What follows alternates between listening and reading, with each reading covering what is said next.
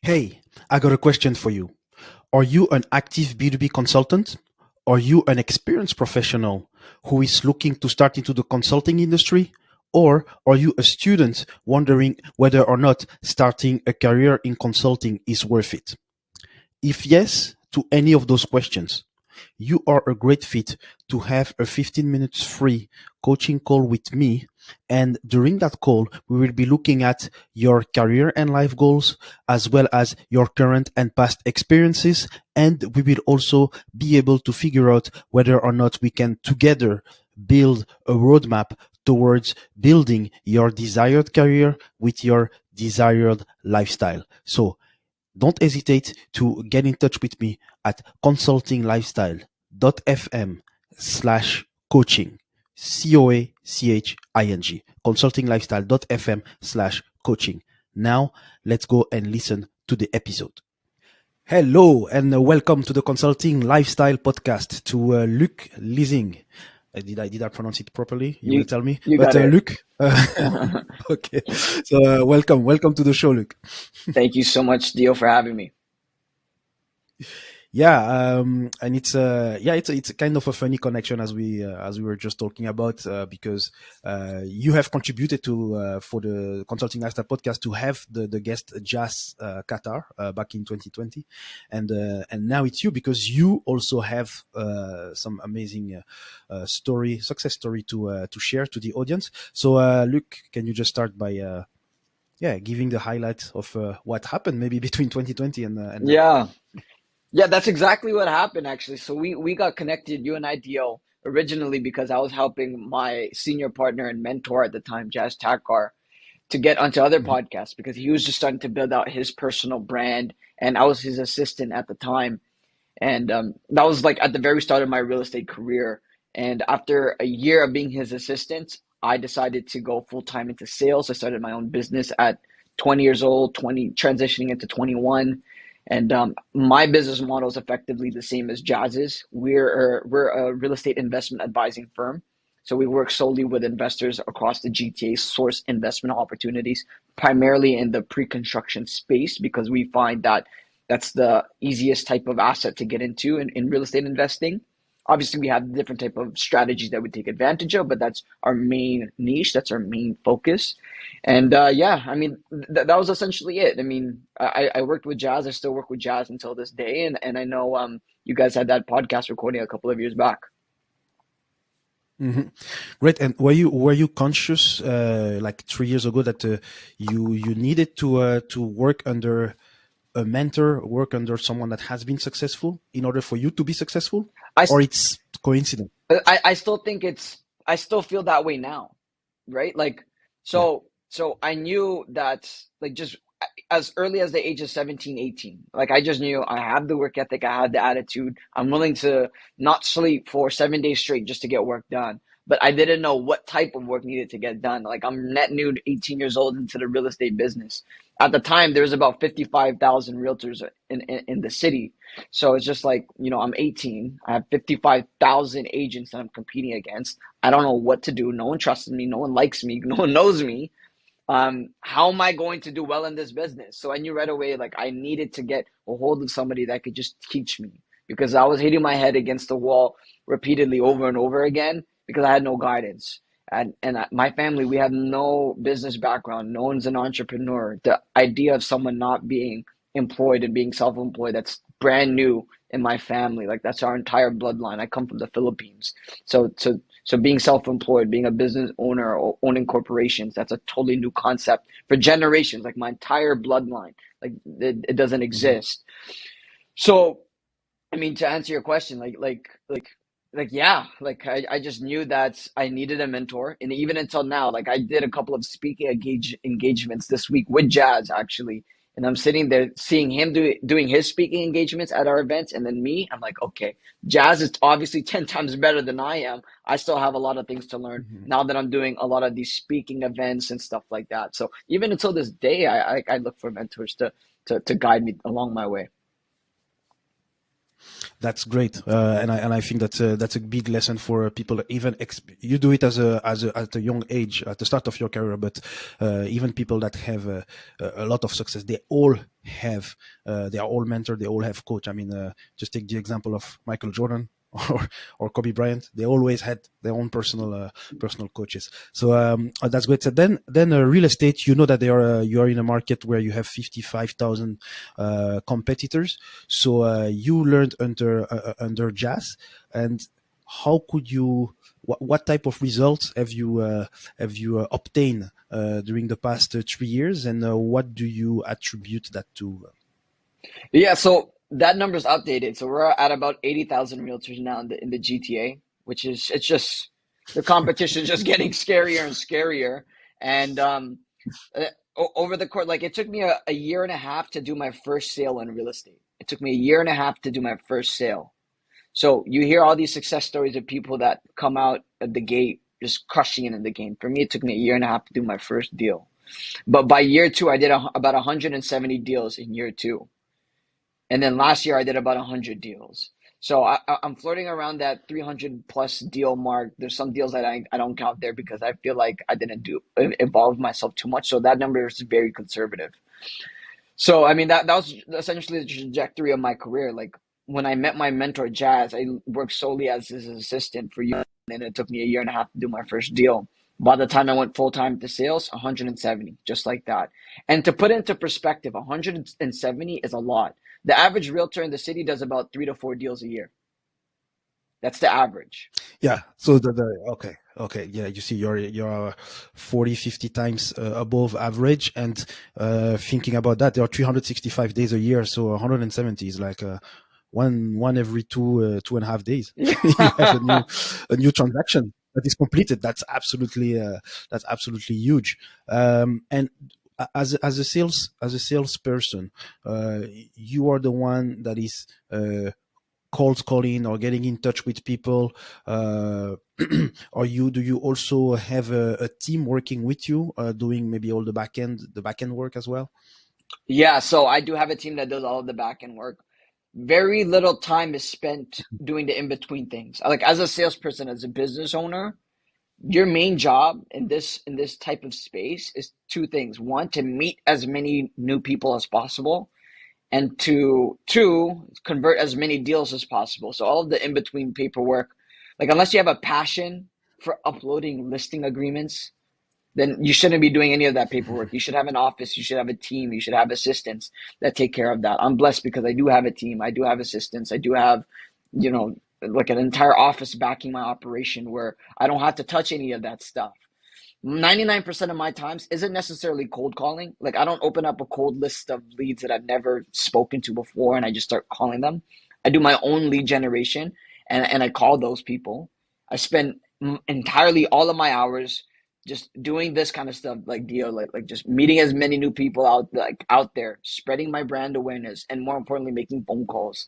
That's the number one. Like if you're Mhm. sending emails out to your database in today's market in 2023 hoping someone's going to call you, then you're going to get crushed because there's people that are doing those emails and calling their database 3 times a day. Like and those people are me. Like I'm calling everybody as many times as possible, emailing, texting them, retargeting them with ads online, everything. We're hitting these people every single way we can just because we live in an attention economy. So the more attention we can garner, the more success we're gonna have. So that's how I really spend my days. Like I'm just hitting people as many times as possible.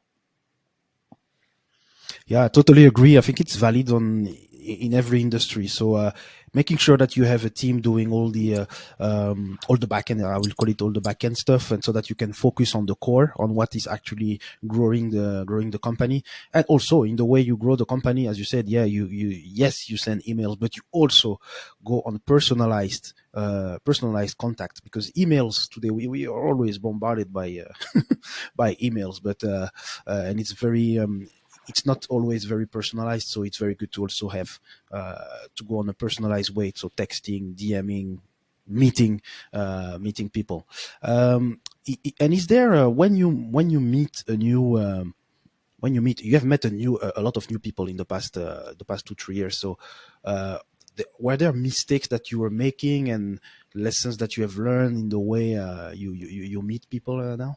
Yeah, I think, I mean, there's a lot of ways I can approach that. I can approach that from a salesperson's perspective, or I can just approach that as a person. And I think what I should have done Yeah, sooner was just keep in touch with as many people as possible by hosting events. Like events are the game changer because you don't need to, like, I'll give you an example deal. Like I used to just meet a lot of people, connect with them, get their business cards, call them, whatever it may be. But what changed the game, and this is something we started to do heavily this year, is host events. And the reason being is because if you have 100 people that you would invite to an event, right, whether it's real estate related or not, it can, like, we do non-real estate events related stuff, like for example, cigar nights. If you can just find ways to connect with people and be the cool guy that hosts the parties, then people will remember you for that. So the last 2 days, we've hosted 3 events. Each had a turnout of 50 people a pop. So over the last 2 days, I've met and shooken hands with 150 new people. That's 150 new people that know me now, like me because I hosted the event, catered the thing, everything, and now they trust me because they get to see who I am as a person in person. So that's the next evolution of this yeah, game. Like, yeah, we do the Zoom calls, we do the phone calls, we do the emails, we do all these things.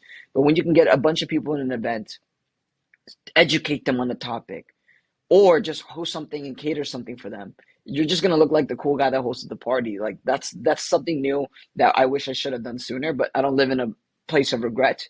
Now I'm just like, my game's just evolving in that sense. Now we're just hosting a lot of new events, and who knows, business might not come out of this, but I guarantee that one day when people are just sitting down at the pub and they're reflecting on a great event that they had, they're gonna remember me, and hopefully that eventually turns into some way we can do business with our clients. So yeah, events is the game changer nowadays. yeah. Yeah, that's a great and that's a great philosophy as well. Trying to give something that is unforgettable, whether it's like an experience, like an event, as what you do. With regards to as you said, the numbers in terms of real estate agents have evolved. What about your numbers? I mean, the numbers of you and your team in terms of real estate sales, the worth of the if we accumulate the different sales that you have made in real estate. Yeah, so over the last years, we've done over $180 million worth of real estate sales.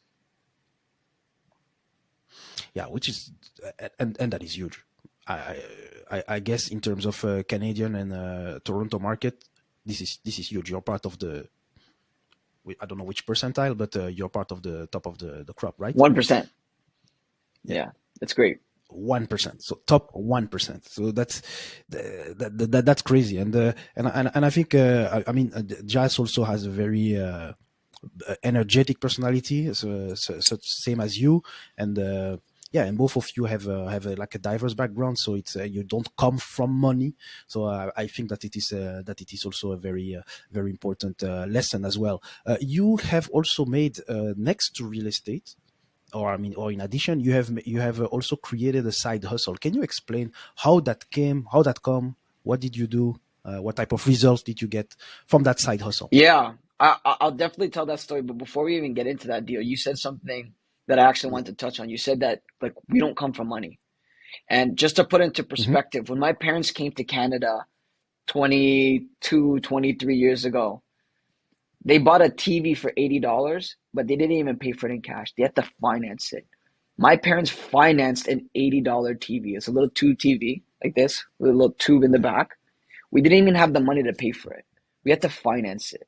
That's where I come from. I come from the Philippines. I come from Filipino parents, immigrants.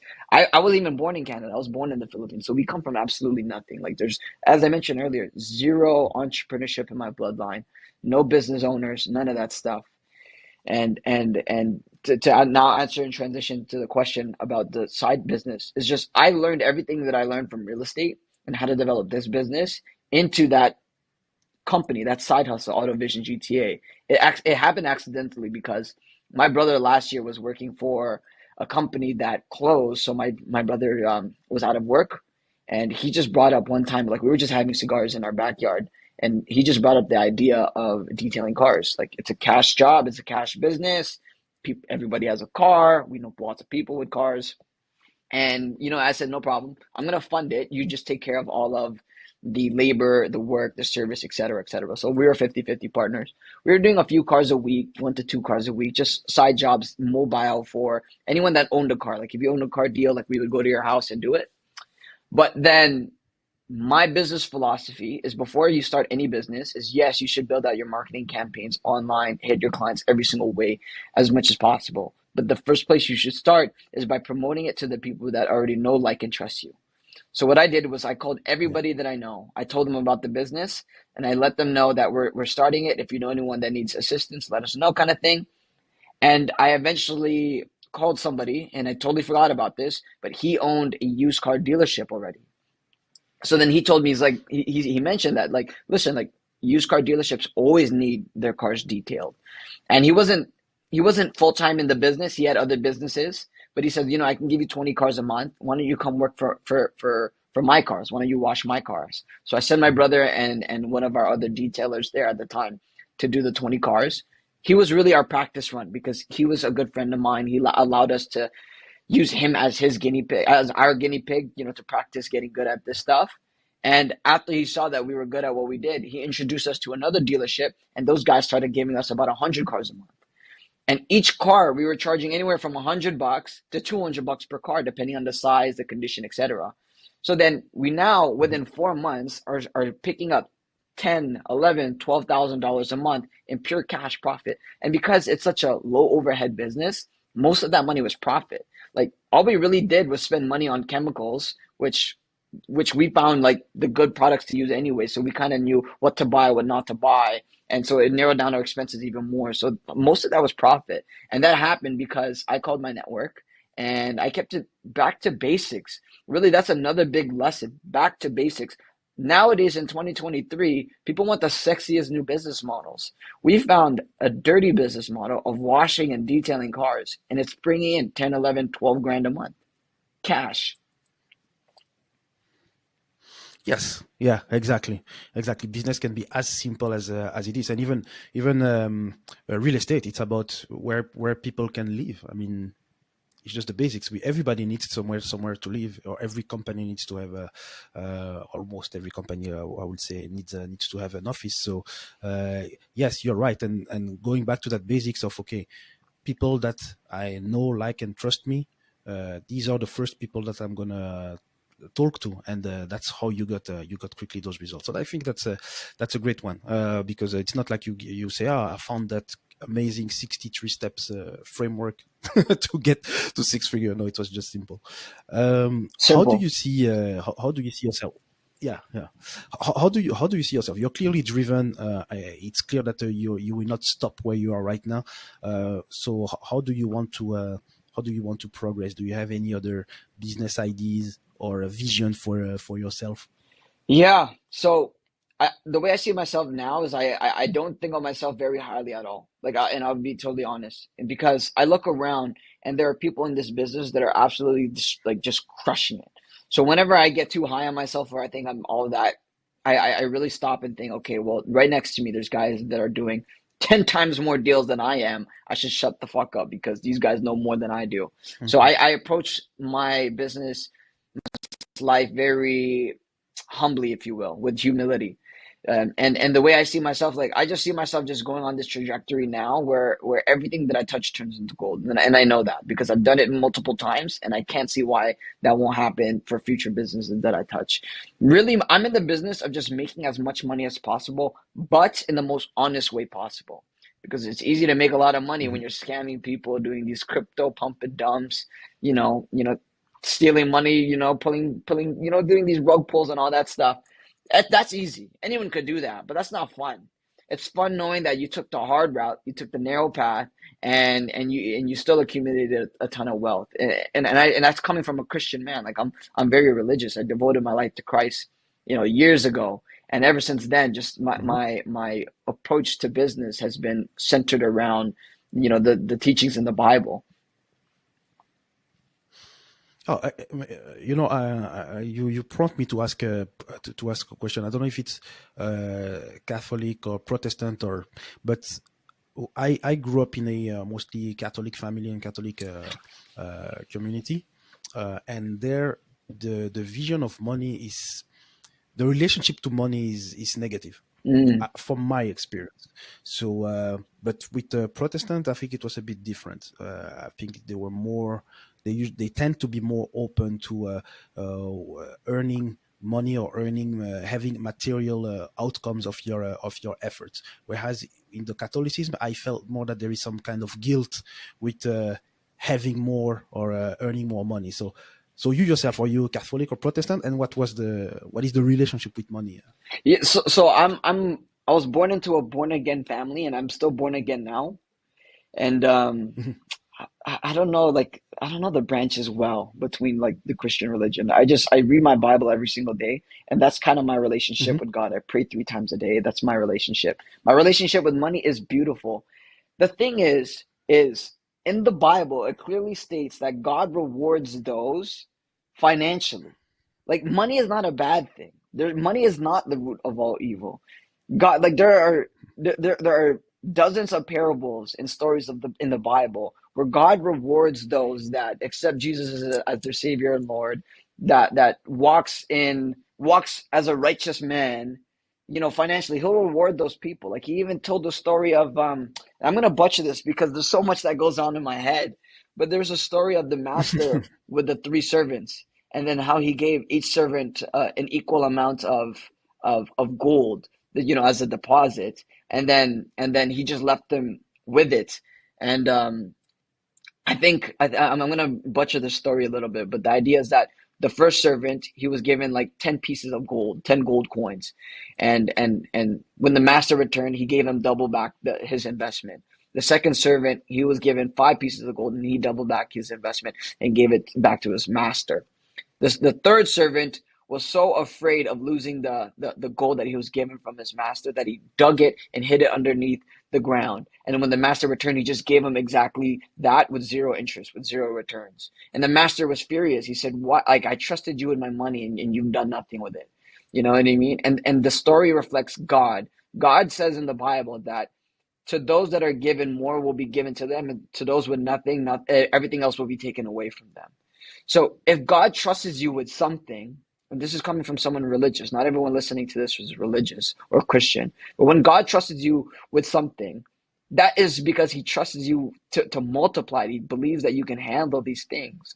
So you only can, like if you're a business owner like myself, if you want to get to that 6 7 figure mark, you got to be able to be trustworthy in God's eyes to get to that mark. And once you do get to that mark, you better not fuck it up, because you're going to be like the guy that gets it, cherishes it, and so afraid to multiply that God will just take it right away from you.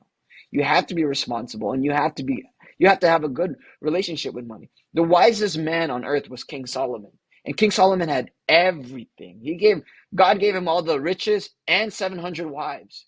There's nothing wrong with money. God actually rewards those with these things on earth, but people just have this weird notion that money's evil and all these things. I also think it's a coping mechanism. I think it, I think it's also True. like the people that don't have it and are too afraid to go and chase after and work for it they're the ones that say money's evil. They wouldn't say that if they had a True. Lamborghini. Yeah, no, no, I agree, I agree, and I can tell you that that's why I was asking you those questions because I really grew up in a yeah, in an environment where yeah, chasing or going for money is like, oh no, you're doing something bad inherently. No, you're helping society, you're helping people and organizations. So the exchange of the service or the product that you provide that improve people or organizations' life, the exchange is that you provide the service and they pay you for it.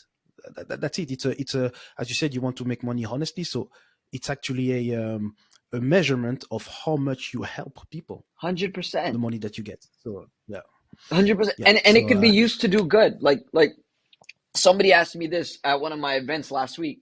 They said that, can money buy happiness? I said, well, if your grandmother's dying and you love her so much and you need 50 grand, for a surgery that needs to happen, otherwise she might pass, you'll be very depressed for a couple of weeks because you didn't have 50 grand. That 50 grand will make you very happy if you had it in your bank account. So make sure you have money because it could be used for good. If money's so evil, then be a walking example of how you can use money for good. It's as simple as that. Money, like the way people think about money, it's a very uncomfortable topic. And I totally get it because, most people don't have it. I get it. Mhm. I get it. But we have to make this a normal conversation because money's good. You should get it and you should do good with it. Yeah, yeah, totally agree. Totally agree. Is there anything else you would like to share with the audience with regards to what you do, with regards to any specific campaign maybe that you do with your real estate company? 100%. When I was 19 years old, my first thought was I need to connect with the sharpest of the sharpest. You know what I mean? I wanted to connect with the whales, not the sharks. I want to connect with the biggest fishes in this business. That was when I was 19, when I was just 18, 19, when I was just getting started. My mindset today is the exact same thing, even though I've sold well over $180 million worth of real estate sales. I bring that up, Dio, because my advice to anyone listening to this is it doesn't matter where you are, you got to nurture your network. Connect with as many like minded people as possible. If you're just starting, you need somebody to look after you. I'm not just starting and I still need people to look after me. So I'm not too cool to ask for help, to ask for guidance, all of that stuff. So, like, if anyone wants to connect with me, I'm an open book. You can reach out to me easily on Instagram, which is at Luc Lising. And I don't have a training program. I don't sell courses. I don't do any of that stuff. I just like to connect with people because if I can leave that lasting impression and help change somebody's lives, then to me, I got my dopamine hit. So my advice: Mhm. connect with the sharks, connect with the whales, and if you wanted to reach out to me, I'm more than happy to help out. Great, great. And we are on the show called Consulting Lifestyle. So even though maybe you have answered kind of that question, but if I say to you, having a consulting lifestyle, what does that mean to you?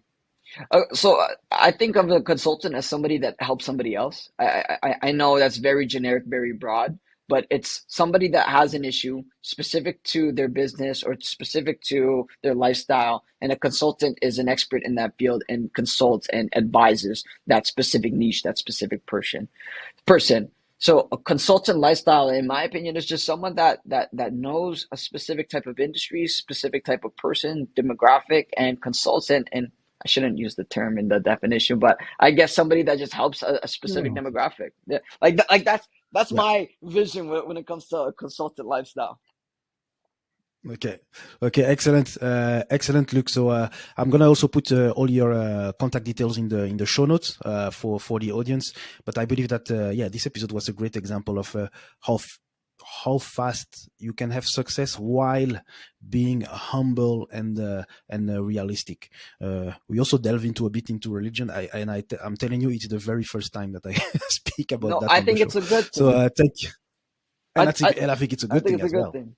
Yeah. Well, Yeah. use me as an example because like to your point about how I was able to grow my business this quickly. It's I'm backed by the creator of this universe. I'm backed by God. Use me as an example. Exactly, exactly. So, Luke, thanks very much, and hopefully we can catch up again soon.